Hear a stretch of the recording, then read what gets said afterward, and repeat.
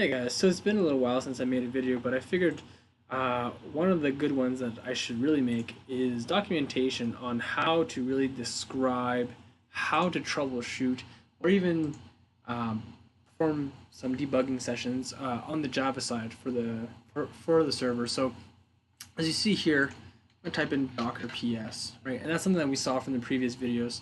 So I have my environment up for about 5 hours now, and you see my Java server has been up and running. Now it's exposing two ports, 8000 and 8080. 8080 is the web port, but 8000, that's the debugging port. So I'm gonna hook on to that, right? So as you see here, inside of my Eclipse, I have my Sling server, and it says it's marked as stop right now. But in order to get that server's view, I need to go to help install new software. Oh no, sorry, help Eclipse Marketplace. That's a good one. Bunch of software in here, open source solutions and whatnot. That's just loading. Now, if I type in Sling and just hit enter, see here, it's already marked as installed, but you would just click install here and you go through the wizard, right? And then at the end, you would restart your Eclipse, and then you would have the option for a Sling server.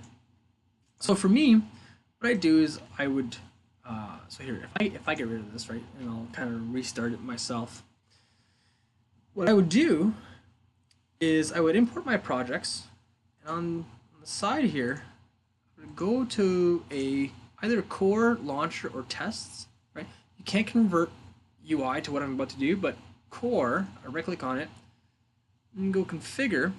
You can go convert to faceted form, right? And in there, I'd say this is a bundle, which means it's a OSGI project. And I click apply and close. And I will convert it to a bundle. It's doing its thing. Just give it a minute here.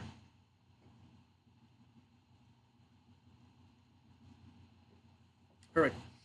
So now I would just simply go window, show view, other.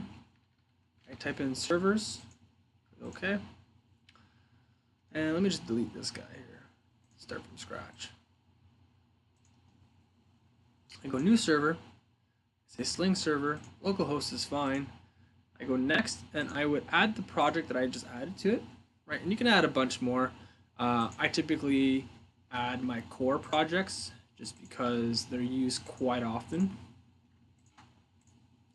Add those. Finish that, and then double click on it, and it'll bring open the configuration screen. And the default debug port is 3033.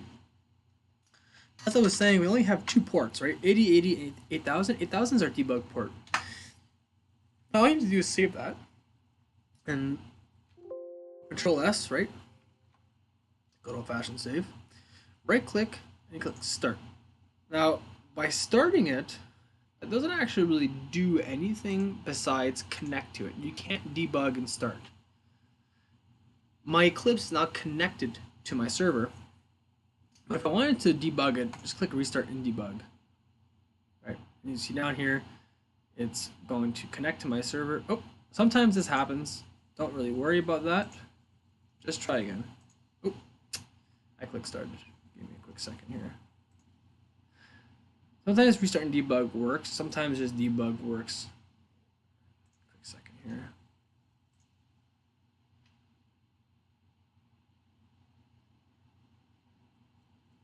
So here I'm just going straight into debug. I'm not going from start to debug. And at 99, and there we go. We're debugging. Now, in order to debug something, all you really need to do is, let's say I want to debug something. I go to work, let's say authenticate user. Right, this is the login section. I'm just gonna I'm gonna right click, toggle breakpoint. And if I really want to, I can open up Postman. Okay.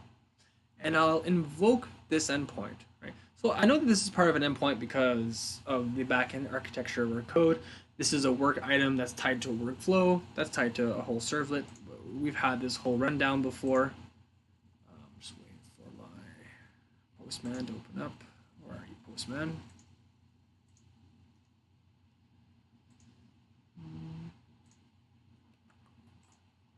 Where are you?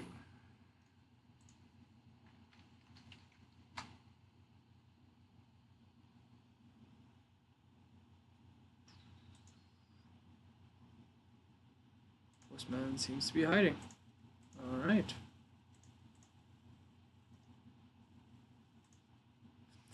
Well, another way, just really quickly, that I could kind of show you how this could work is here.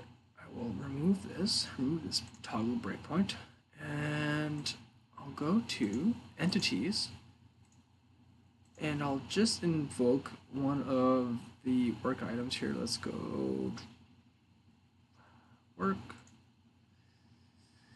and let's go genders. All right, so that gives me an idea what the data should look like. And I'm going to toggle a breakpoint here. And now I'm just going to move this over 2 seconds here.